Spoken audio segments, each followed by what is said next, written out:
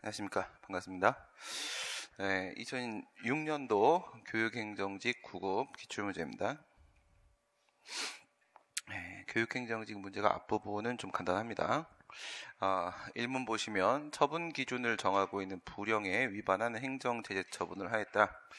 먼저 바로 보는 순간 사무처리 기준입니다. 사무처리 기준 중에서 이제 처분 기준이고, 그 처분 기준 중에서 제재 처분입니다. 그래서 지금 문제가 제재 처분이다 이렇게 나오고 있고요. 제재 처분 기준 중에서 이제 재량 준칙이죠. 재량 행위로 되어 있을 때 그 기준 재량 준칙이 있고, 이 중에서 가중 요건이라는 것도 있죠. 가중 요건 이렇게 들어가게 됩니다. 지금 처분 기준을 언급을 했습니다. 처분 기준 이 부분에 있고요. 그렇게 되면은 그 내용이 법규명령이 아니라 행정규칙이다. 행정규칙 이렇게 되어 있고요. 그래서 처분 기준은 뭐랑 비교를 하시냐면 허가기준, 문제에서 허가기준 또는 인가기준 이런 표현이 나오게 되면 그것은 내용이 사인에게 그 허가의 요건을 갖추오라고 하는 것이기 때문에 사인의 행위기준으로서 법규명령의 내용이 될 것인데, 처분 기준이라고 하게 되면 국가의 행위기준, 기관의 행위기준을 정하고 있는 것이기 때문에 이거는 내용이 행정규칙입니다. 불령의 형식으로 만들어져 있다. 이 얘기는 법규명령 형식의 행정규칙이다. 이 얘기가 되는 것이고, 이 법규명령이 지금 시행규칙, 총리령, 불령, 시행규칙의 형식으로 나와 있다. 지금 그 얘기를 하고 있고요. 이에 위반해서 행정제재 처분을 했다. 이렇게 되어 있습니다. 위반이라고 되어 있습니다. 위반했던 거 우리가 한번 생각을 해보시게 되면요. 법규명령이 있고, 그 다음에 행정규칙이 있고 나누시게 되면은 이렇게 했을 때 거기에 이제 위반했다, 준수했다 그러면 어떻게 돼요? 법규명령을 준수했다 하게 되면 그 자체로서 바로 적법이 되는 것이고, 만약에 그것을 위반했다라고 하게 되면 그 자체로서 바로 위법이 되는 것이고, 이렇게 될 것인데, 행정규칙 같은 경우에는 그것을 준수했다 라고 해서 바로 그것이 적법이다 이렇게 되는 것은 아니죠.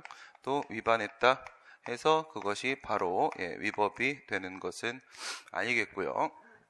이것이 이제 준수했다라고 하게 되면은 우리가 알고 있기를 앞에 행정규칙이 이렇게 있습니다. 행정규칙이 있고, 물론 재량준칙이겠죠. 재량준칙이 있고, 이것을 근거로 해서 이걸 그대로 준수해서 행정처분이 나왔다 이렇게 되면 이게 재량처분이 되는 것이죠. 그럼 우리 판례 입장에 따르게 되면 무엇을 본다? 이 앞에 있는 이 행정규칙, 요게 법에 위반되는지, 그 중에서도 특히나 행정법의 일반 원칙, 행정법의 일반 원칙에 위반되는지 여부를 보게 되는 것이고, 만약 이것이 행정법의 일반 원칙에 위반되면 그대로 따른 이 행정처분, 이게 재량의 하자로 위법해지는 그런 결과가 됩니다. 행정규칙에 위반했다라고 했을 때는 그 자체로서 바로 위법해지는 것은 아니고, 이 경우에 있어서는 자기구속원칙, 자기구속원칙에 위반되는지 여부를 통해서 재량의 하자 여부를 판단을 하게 됩니다. 지금은 법규명령식의 행정규칙에 대한 문제고, 이렇게 되면은 시행령하고 시행규칙하고 우리가 판례가 이제 차별을 하고 있죠. 지금은 시행규칙입니다. 시행규칙 형식의 행정규칙, 재량준칙입니다. 행정규칙 이렇게 되면은 판례에 따르게 되면은 이것을 행정규칙으로 보죠. 학설은 재량 법규명령으로 보고, 판례는 행정규칙으로 봅니다. 행정규칙으로 본다라는 것은 법규성이 없다는 거죠. 법규범으로서의 성격을 띠고 있지 않다. 법규범은 규범 중에서 대외적 구속력을 가지고 있는 것을 말하는 거죠. 얘는 대외적 구속력이 인정이 된다라고 얘기를 하고 있는 것이고요. 행정규칙으로 보는 겁니다. 이렇게 되면 이제 풀립니다.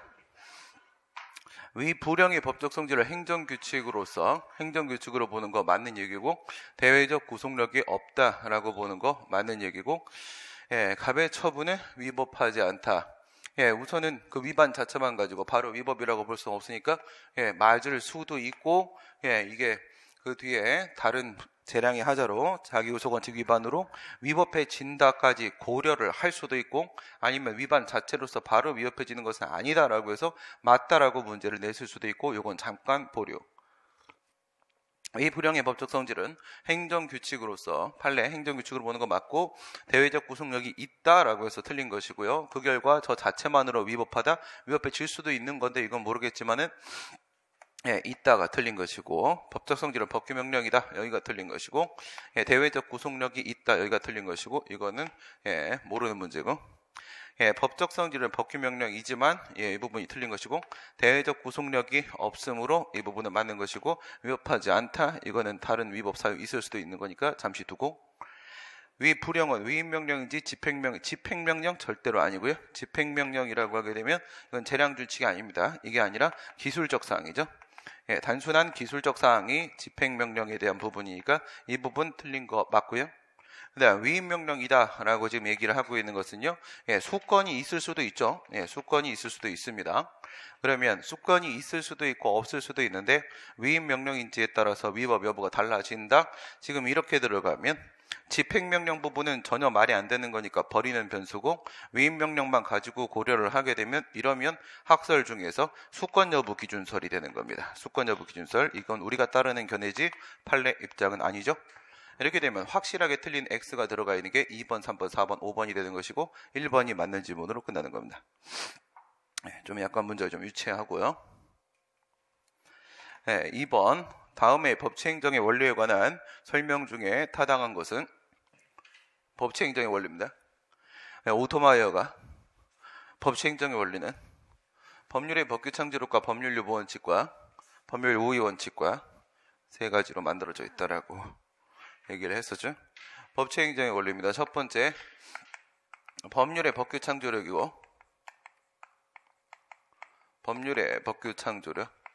그 다음에 두 번째, 법률 유보 원칙이고, 적극적 법률 적합성 원칙입니다. 세 번째, 법률 우의 원칙이고, 소극적 법률 적합성 원칙입니다. 이렇게 들어가면, 첫 번째, 이건 상수값이고 법규범. 법규를 무엇으로 만드는 건데 법률로 만드는 거야. 법률로 만드는 거야. 이게 문제가 되는 부분이죠. 법률로 만드는 것이다. 법규라는 것은 국민의 행위 기준 얘기하는 거죠. 국민의 행위 기준. 사인의 행위 기준입니다. 사인의 행위 기준. 행위 기준. 행위라고 하게 되면 법에서 행위는 자기 행위하고 부자기 행위하고 이렇게 두 가지가 있을 수 있고, 자기 부분에서 무엇을 할 수 있는 권리하고, 무엇을 해야 하는 의무하고, 무엇을 하지 않을 수 있는 권리하고, 무엇을 하지 말아야 되는 의무하고, 이렇게 만들어지는 것이고, 따라서 법규라는 것은 법의 실체는 권리 의무를 규율하는 겁니다. 권리 의무. 권리 의무를 규율하는 법규범을 무엇을 가지고 만들 것인가? 법률. 이렇게 돼 있었는데, 형식적 법치주의 하에서, 실질적 법치주의 하에서 저는 이거 한번 자세하게 다뤘었죠. 양적 범위가 확대가 되는 부분이 있고요. 과거 같은 경우에는 법률만 인정을 했었고, 지금은 실질적 법치주의 하에서는 법률하고 플러스 법규명령. 법규명령인데, 이 법규명령은 이게 처분 기준이 아니라 권리 의무를 정하는 것이기 때문에 원래는 누가 만들어야 되는 거다? 법률로 정해져야 되는 거다? 따라서 이것은 반드시 위임 입법입니다. 반드시 위임이 있어야만 되는 것이고, 그 다음에 과거 같은 경우에는 합법적 불법국가 위헌 여부에 대한 심사를 하지 않았습니다. 위헌 법률심판 제도가 도입이 되었다. 이 부분 생각하시고, 그 다음에 형식과 실질적 법치주의 하에서 또 한 가지 우리가 고려해야 될 것은, 법치주의가 확대 적용되는 과정에서 또 이런 부분이 있죠. 위에다 쓸까요? 과거에는 행정소송의 열기주의, 정해진 거 좁은 범위였었죠. 지금은 일체의 공법관계에서 개괄주의를 채택을 하고 있다. 이 정도 내용이면 될까요? 우선 봅시다. 행정권은 입법권의 수권이 필요 없이도 법규를 창설할 수 있다는 원칙이다. 이렇게 되어 있는데, 법치행정의 원리, 지금의 실질적 법치주의를 고려하시면 되는 거고요. 실질적 법치주의 하에서 얘는 법률의 법규 창조력 얘기하는 거죠. 1번 쪽입니다. 1번 쪽 했을 때 행정부도 만들 수 있습니다. 만들 수 있는데 법규를 창설할 수는 있는 게 맞는 건데, 그렇다 하더라도 수권이 필요한 거죠. 수권은 반드시 있어야 됩니다. 권리 의무를 정하는 부분이기 때문에. 현대 행정법은 실질적 법주의, 형식적 법주의 전환되고 있다. 거꾸로고요. 예, 거꾸로 되어 있는 것이고, 현대 법치주의에서 위헌법률 심사 제도가 중요한 의미를 갖는다. 그렇죠? 예, 질적 범위에 있어서 위헌법률 심사 제도가 도입이 된 게 맞는 거고요. 맞고, 법치 행정의 원리를 강화하기 위해서 행정소송 사항에 대해서 강화하려면 강화가 된 부분이고, 강화를 하기 위해서는 당연히 사법심사, 사법통제 대상이 돼야 되는 것이니까 열계주의가 아니라 개괄주의가 적용되는 게 맞는 것이고, 법률유보 원칙은 모든 행정 영역에 대해서 법률유보 원칙이 아니라 이거는 법률 우위 원칙이죠. 우위 원칙. 법률 우위 원칙은 모든 영역에 적용이 다 되는 것이다. 이렇게 돼야 2설이 없고요. 법률 유보 원칙이면 2설이, 3설이, 4설이, 5설이 다 있습니다. 그 다음 문제. 행정 대집행법 제2조에 규정된 대집행 요건과 관련된 설명을 옳지 않은 것은, 이거는 되게 단순합니다. 예, 우리가 그냥 지금까지 외웠던 내용 그대로 들어가시면 되고요. 예, 들어가시면은 그냥 철거명령 들어가시면 되고, 철거명령 했는데 의무를 불이행을 했다.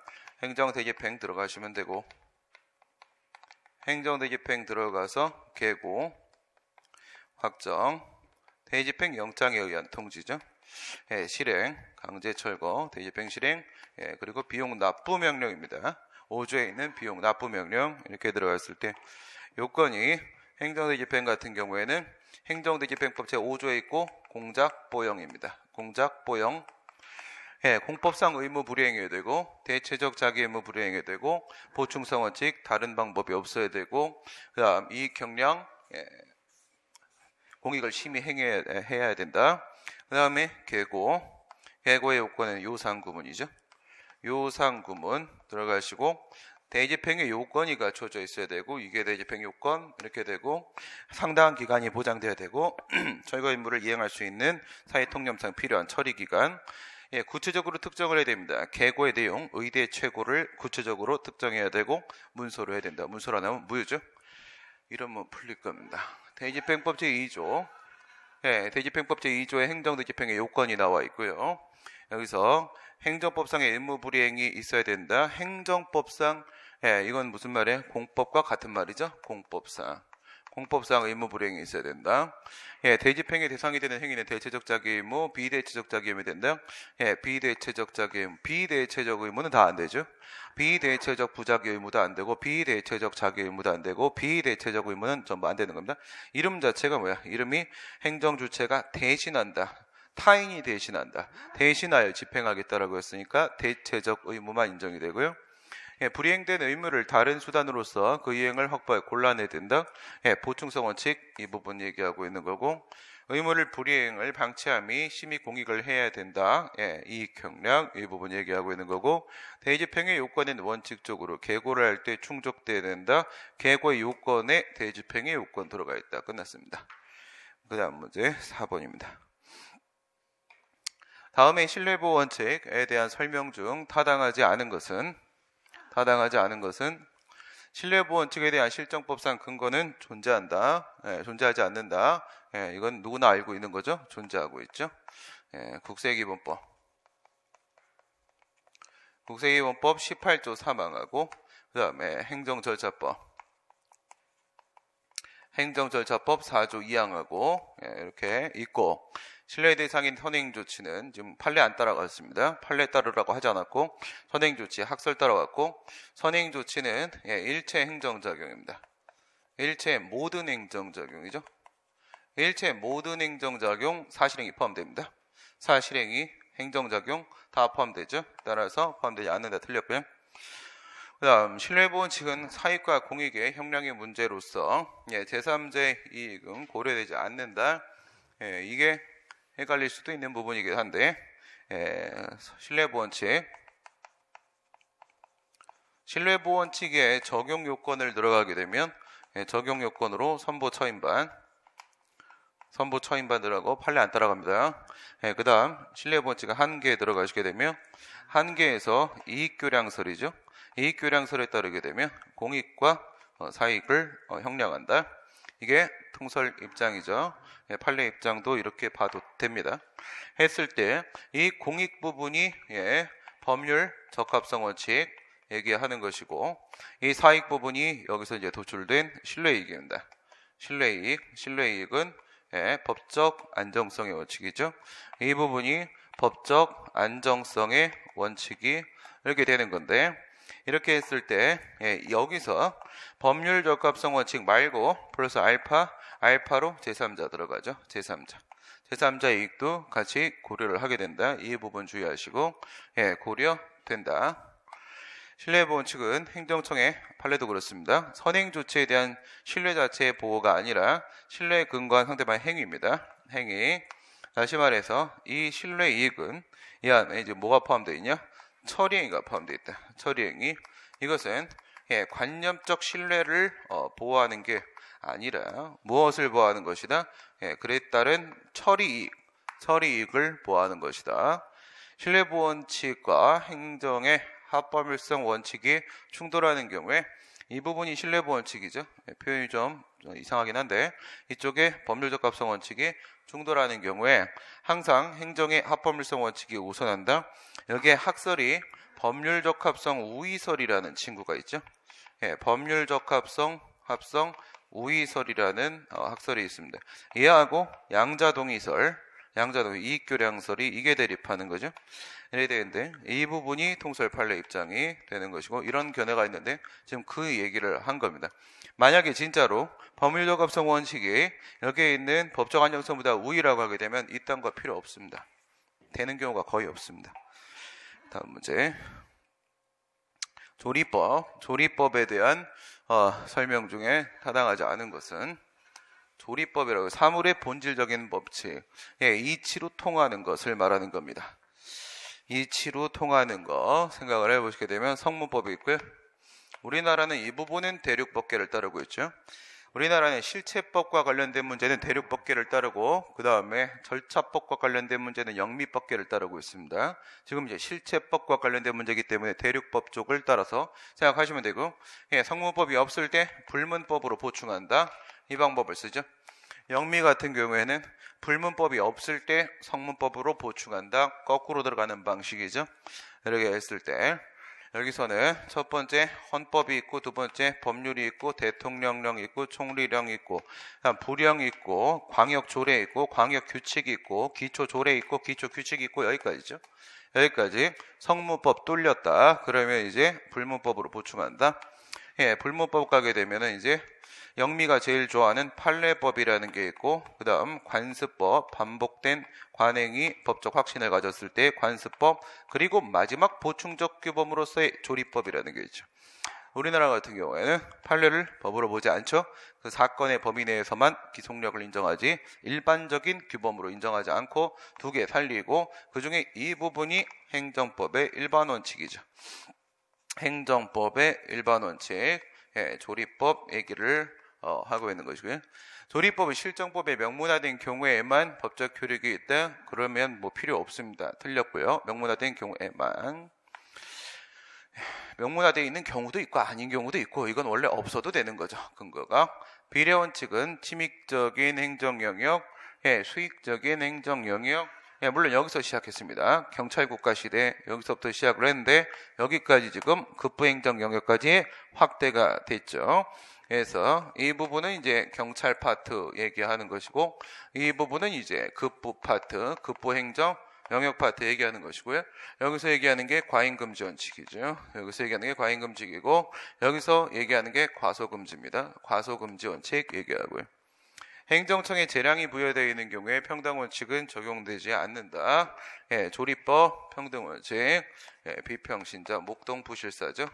예, 비평신자, 목동, 부실사 이렇게 들어가면 비례원칙, 평등원칙, 신뢰보원칙, 자기구속원칙, 목적위반, 동기부정, 부당결부금지원칙, 실권해법리, 사실오인, 비평신자, 목동부실사의 평등원칙 들어가 있고, 예, 가장 중요한 조리법입니다.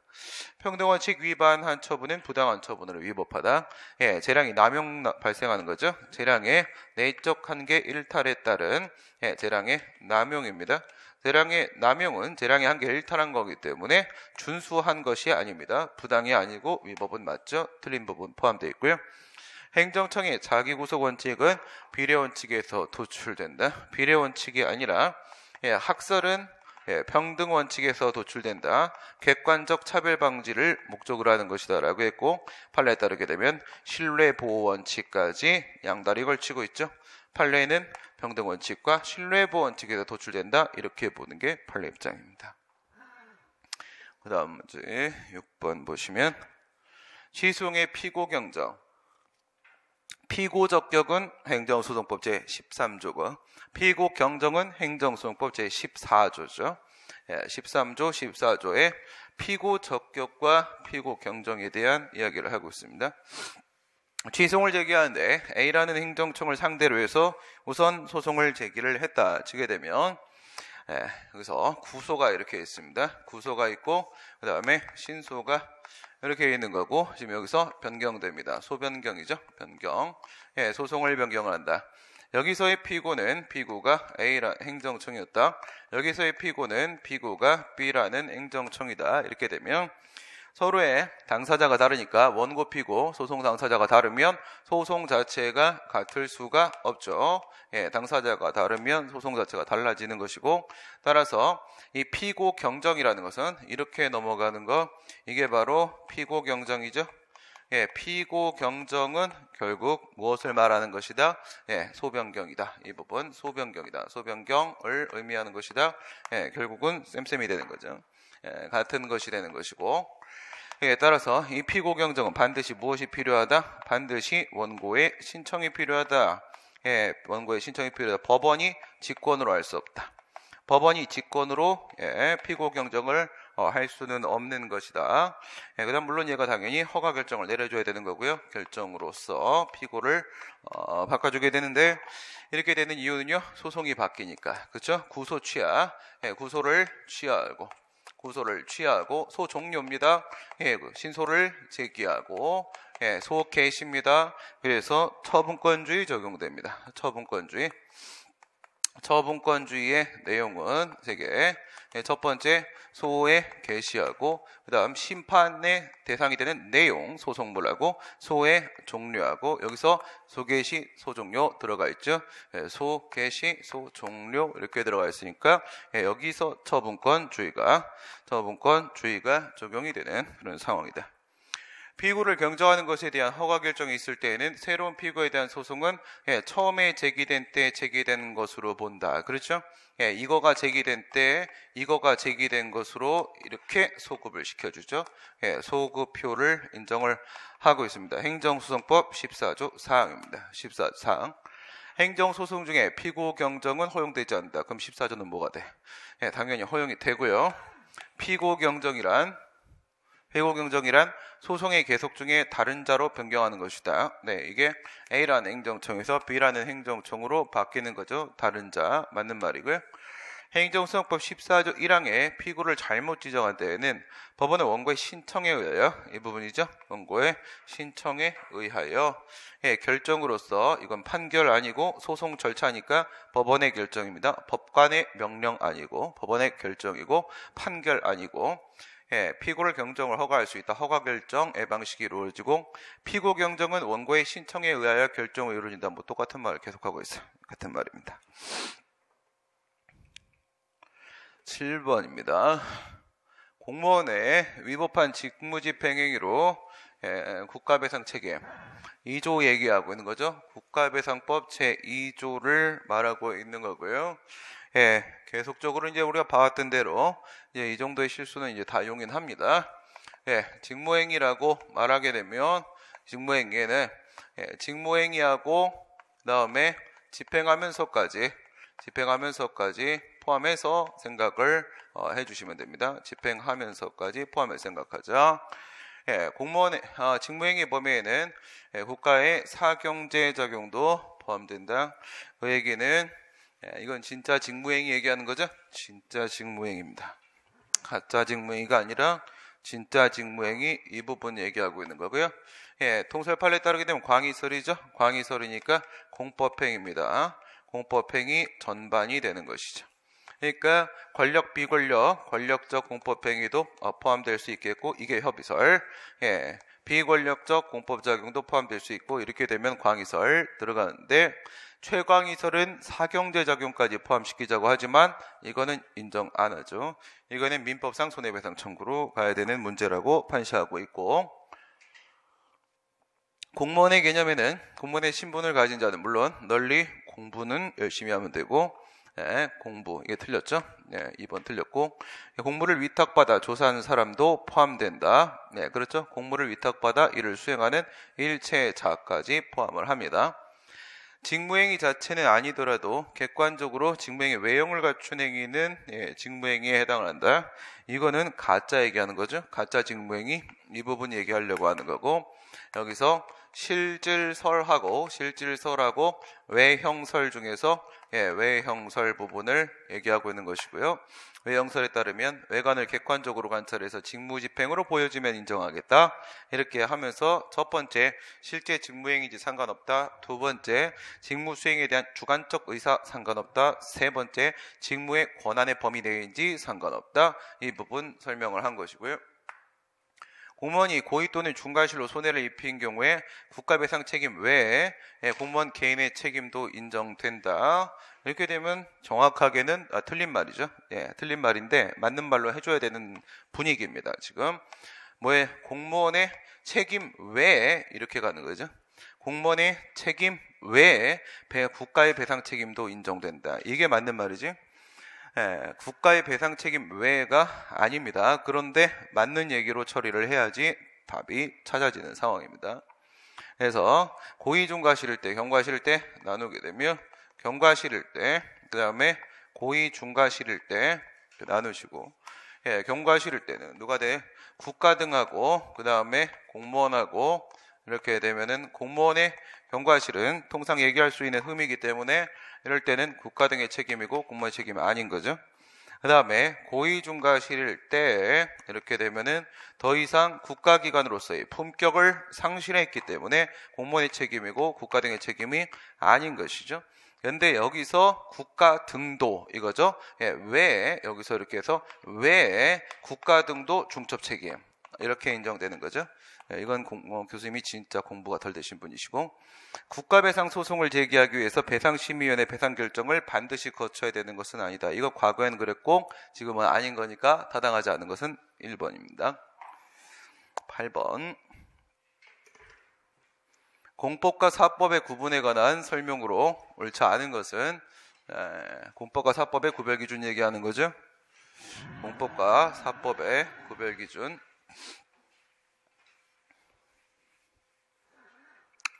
첫 번째 주체설이 있고, 얘는 이제 구주체설이고, 그 다음에 이제 신주체설이 있죠. 신주체설, 그 다음에 성질설과 그 다음에 이익설이 있고 이렇게 있죠. 얘를 지금 종속설이라고 부르고 있는 겁니다. 얘를 지금 종속설이라고 문제가 부르고 있는 거고요. 위에 같은 경우에는 주체설 같은 경우에는 한 명만 행정주체면, 양쪽 중에 행정주체와 사인 중에서 법률관계 쌍방 당사자 중에 한 명만 행정주체면 공법관계로 보겠다. 이게 주체설이고요. 그 다음에 신주체설은 둘 중에 한 명만 사인이면 사법관계로 보겠다. 이런 입장이고, 성질설은 한쪽에 우월적 지위가 인정되면 그러면 공법관계로 보겠다. 대등하면 사법관계다. 그 다음 그에게 공익을 보호하는 목적이면 공법관계로 보겠다. 사익추구 목적이면 사법관계다. 이렇게 가죠. 공법과 사법의 구분은 물론 이제 판례는 종합설입니다. 소송 절차와 관련한 의미가 있다. 공법과 사법을 구분했을 때 공법으로 가게 되면 얘는 행정소송이고 행정소송, 얘는 민사소송이죠. 구분의 실익이 있습니다.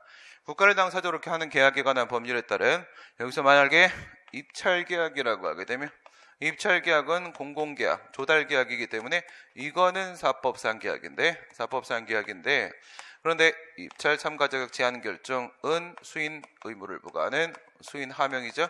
얘는 처분이고 공법관계가 맞습니다. 공법과 사법을 구분하는 실익은 당해 법률 관계를 적용할 법규 또는 법 원리가 불확실한 경우 이를 결정하기 위해서 인정된다. 얼추 맞는 식의 얘기죠. 법규라고 하게 되면 예를 들어서 절차 법규가 있느냐? 공법관계에는 절차 법규가 있죠. 그러나 사법관계는 그런 게 없죠. 공법관계에는 법치행정의 원리가 적용되죠. 법치행정의 원리가 적용이 된다면 사법관계는 사적 자치의 원리가 적용이 되겠죠. 계약 자유의 원칙 이런 측면에서 인정될 수 있고, 행정재산의 사용수익의 허가, 행정재산의 사용수익 허가라고 하게 되면 현재는 이견 없이 특허로 보고 있고요. 특허, 공법상의 처분 보고 있고, 직권 취소, 처분, 철회, 처분 다 처분이고, 공법관계를 보는 것이 통설 판례 입장 맞고, 공법과 사법의 구분에 관한 학설 중에 종속설에 따르게 되면은 종속설, 이 친구 지금 얘기하고 있는 것이고, 공법상 계약과 공법상 계약, 사법상 계약, 얘네들은 둘 다 어쨌든 대등한 지위입니다. 양쪽이 대등한 지위에서 청약과 승낙을 하는 반대 의사의 합치 행위를 말하는 것이죠. 대등한 지위니까 종속설에 따르게 되면 한쪽이 우월적 지위일 때, 그럴 때 공법관계로 설명이 되는데, 저건 구분이 안 됩니다. 종속설로는. 이 친구의 맹점이죠. 서로 다 맹점이 하나씩 있는데 맹점을 짚은 겁니다. 종속설에 맹점을 짚었다. 그 다음 9번입니다. 행정청이 수리를 요하는 신고에 대한 설명으로 행정청이 설명을 했나 봅니다. 수리를 요하는 신고, 행정주체에게 일정한 사실을 알리는 행위, 신고가 있다. 신고에는 자기완결적 신고가 있고 자기완결적 신고, 그 다음에 수리를 요하는 신고가 있고, 수리를 요하는 신고, 이렇게 있다. 이렇게 있고, 사인의 공법행위로 가시게 되면 사인의 공법행위에는 얘는 자족적 공법행위에 해당하는 것이고, 자족적 공법행위가 되고, 얘는 행정요건적 공법행위가 되고요.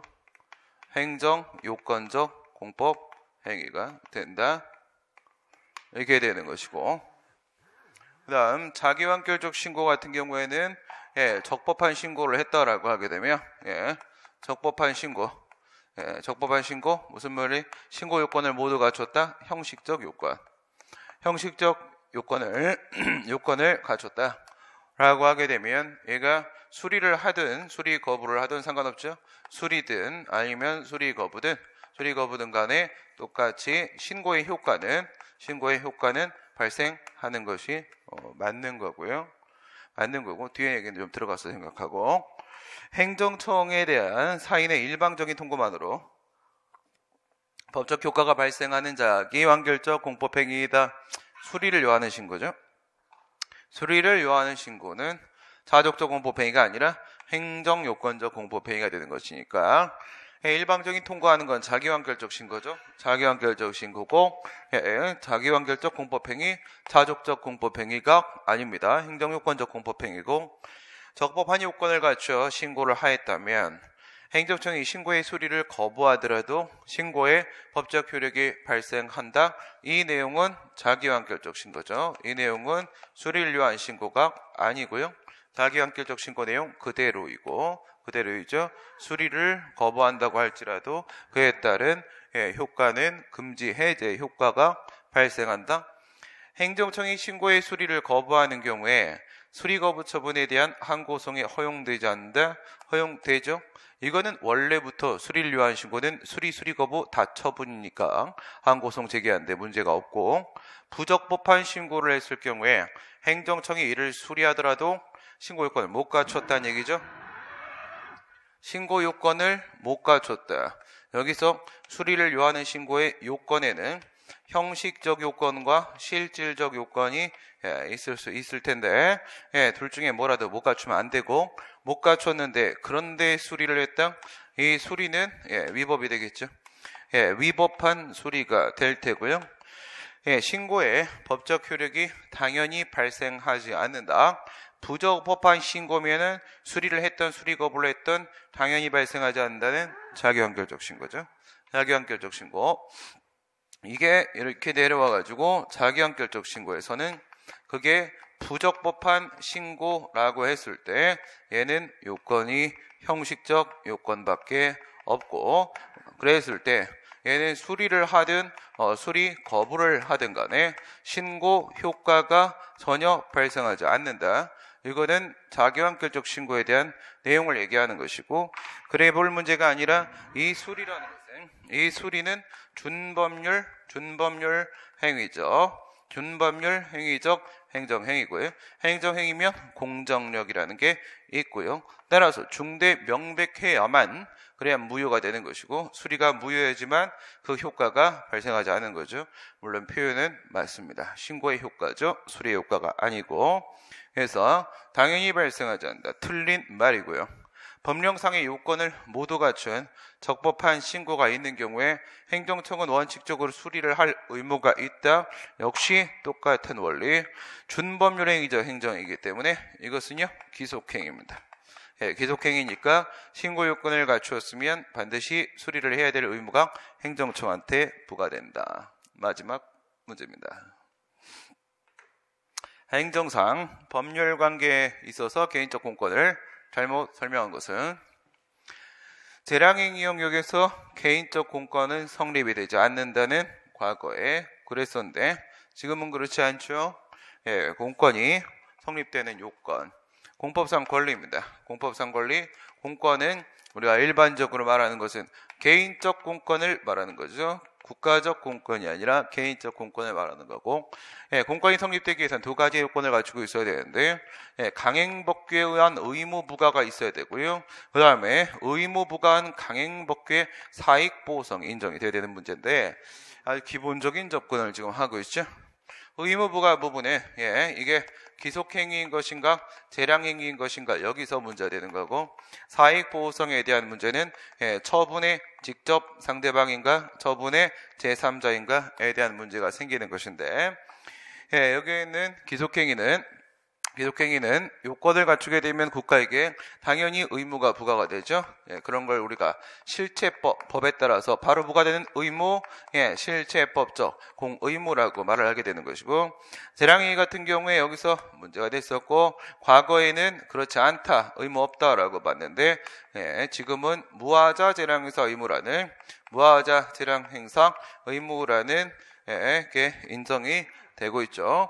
하자 없는 재량권 행사에 대한 의무가 인정이 되고 있고, 예, 행정소송법 27조의 명문의 근거를 두고 있습니다. 예, 그랬을 때 재량행위 영역에선 개인적 공권이 개인적 공권이고요. 예, 성립되지 않는다. 예, 여기서 사익보호성이 인정되면은 재량행위에서도 이제는 의무부과성이 인정되기 때문에 공권 성립될 수가 있는 것이고요. 예, 법규의 취지가 기본적으로 공익 추구에 있고 부수적으로 사익보호를 하고자 하는 경우에도 공권 성립이 가능하다. 원래 그런 거죠. 지금 여기서 얘기하고 있는 것은 상대방은, 얘는 직접 상대방 이론에 따라서 바로 인정되죠. 법률 필요 없죠. 이거는 헌법입니다. 이건 헌법을 근거로 원고적 격 인정하게 되는 거고, 공권, 얘 같은 경우가 이제, 예, 공법이죠. 공법이라고 하게 되면, 공법은 1차적으로 1차적으로는 공익을 보호하기 위한 법인 것이고, 그 다음에 부수적으로 2차적으로 사익을 보호하고 있다면 공권 성립된다, 이렇게 되는 거죠. 부수적으로 사익을 보호하고 있다면 성립될 수 있고요. 헌법상의 모든 기본권이 행정상 법률관계에 있어서의 개인적 공권이 구체적인 권리죠. 개인적 공권이라고 하게 되면, 예, 구체적인 권리가 될 수 있는 것은 아니겠죠.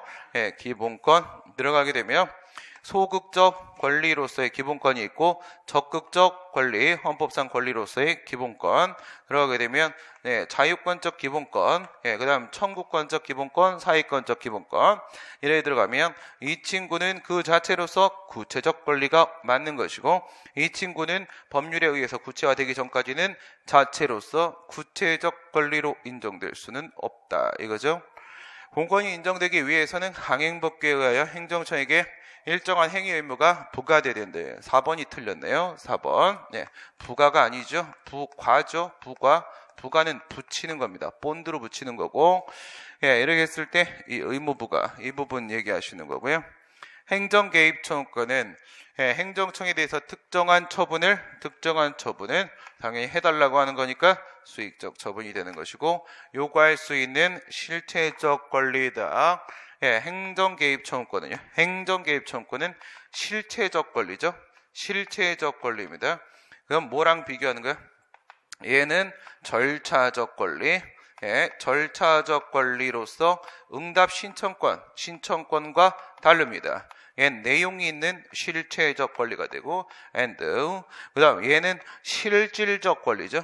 실질적 권리입니다. 실질적 권리라는 것은요, 단순히 형식적으로 하자 없는 재량권 행사만을 요구할 수 있는 형식적 권리, 형식적 권리로서의 무하자 재량 행사 청구권, 무하자 재량 행사 청구권과는 수준이 다른 거죠. 실체적 권리고 실질적 권리면서 자신에게 유리한 특정한 처분을 해달라고 요구할 수 있는 권리가 행정개입 청구권이 된다. 여기까지입니다. 여기까지 하겠습니다. 수고하셨습니다.